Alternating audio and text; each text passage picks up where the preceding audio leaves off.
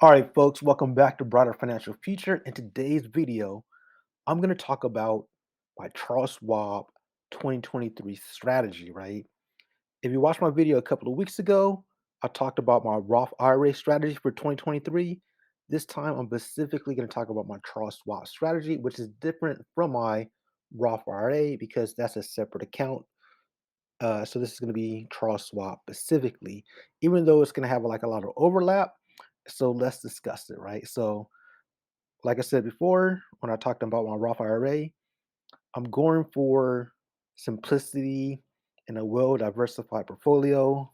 I don't want to overthink things too much, even though I love looking at individual stocks and specifically dividend stocks, a little bit of growth stocks. But I want to kind of keep things as simple as possible, specifically in my retirement account, right?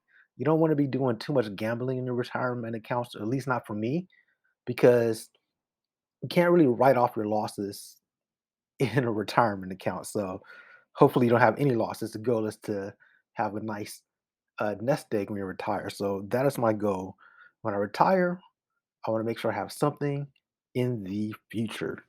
So the main focus here will be index funds, ETFs with dividend stocks and individual stocks scattered in as well.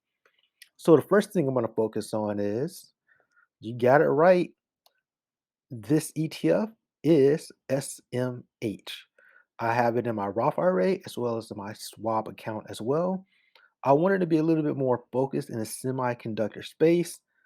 I believe in it long term, and whatever happens is going to happen. But I want to have a little bit more of my money concentrated in this particular space. It does have an expense ratio of 0.35%.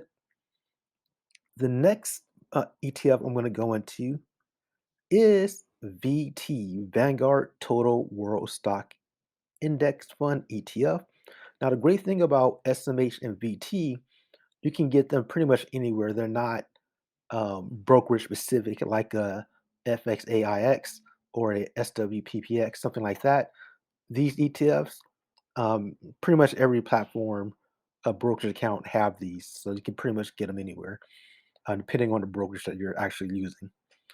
For me, it was important to kind of have a not only be have my money concentrated in the US, but get a little bit of a worldwide exposure. That's the reason why I have this particular ETF in my portfolio. I was going to go with a mutual fund when it comes to a world index, but I thought um, VT was better for an ETF, so I went with that. Next up is ticker SCHD. This is basically Charles Schwab High Dividend ETF. I love this particular ETF. It's one of my personal favorites. If you watch my videos, I did a video about this particular ETF in my previous video. And if you notice, is also in my 2023 Roth IRA strategy as well. So basically, you do see a lot of bit of overlap. This allows me some flexibility to kind of play around. Like if I have extra money, I can invest in additional um, ETFs and stocks and things of that nature. So, because when it comes to a Roth IRA, you are limited for the year. When it comes to my next strategy, those are the ETFs that I'm focusing on. But I also want to dive in heavily when it comes to dividend stocks. I love dividend stocks. I don't have any particular. I have a couple of dividend stocks already.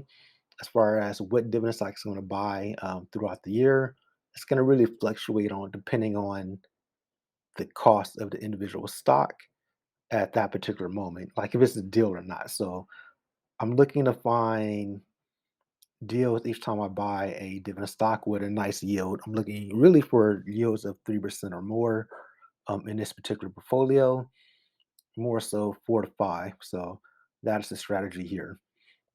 It can fluctuate, but that's the overall goal because I want to stack them chips to build my passive income into the future.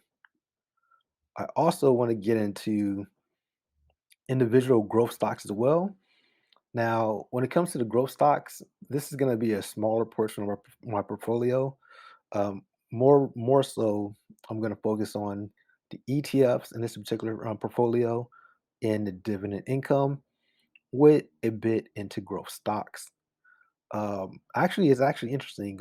When I was looking at my strategy again, when I was doing this video, I noticed SWPPX wasn't on here, and some other holdings. So I do have SWPPX in my portfolio and other holdings, but for 2023, my focus is on those particular ETFs that I mentioned in this video.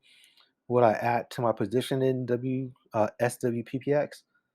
Maybe, but overall, those are my focus and my goals for my Charles Schwab account. Now, there is some downside when it comes to Charles Schwab, when it comes to buying ETFs. Unlike some other brokerages, you can't buy fractional shares. So here, you have to buy the whole share, which kind of changed my philosophy a little bit from a month to month basis. So I just want to kind of throw it out there. I'll probably do a video on Charles Schwab stock slices in the future as well, kind of break that down. Well, that's pretty much all I got for everybody. If you watched this far, go ahead and hit that like, subscribe. Let me know what are your strategies for 2023. Do you have a Charles Schwab account? Uh, if not, it's all good. What are your investment strategy? What are you looking forward to invest in this year and the rest of the year? Outside of that, make sure you do your own homework. This is just my personal journey and all that good stuff. And I do own these particular ETFs as well. Until next time, everybody, have a good one. Peace.